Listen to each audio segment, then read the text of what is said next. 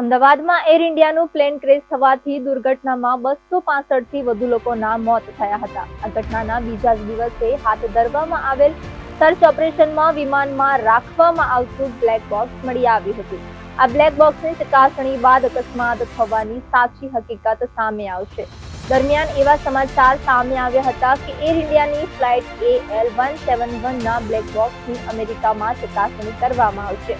ત્યારે હાલમાં નાગરિક ઉડ્ડયન મંત્રાલય દ્વારા આ બાબતનું ખંડન કરવામાં આવ્યું છે. નાગરિક ઉડ્ડયન મંત્રાલય દ્વારા જણાવવામાં આવ્યું છે કે અમદાવાદમાં દુર્ઘટનાગ્રસ્ત થયેલ એર ઇન્ડિયાની ફ્લાઇટ AL171 ના બ્લેક બોક્સની તપાસ અમેરિકામાં નહીં, દિલ્હીમાં જ થશે. મંત્રાલય દ્વારા એર ઇન્ડિયાના AL171 ની ફ્લાઇટના બ્લેક બોક્સને અમેરિકા મોકલવાની બાબતોને ખોટી અને ભ્રામક ગણવામાં આવી છે. આ સાથે મંત્રાલય દ્વારા અપીલ પણ કરવામાં આવી કે આ દુઃખદ દુર્ઘટના છે.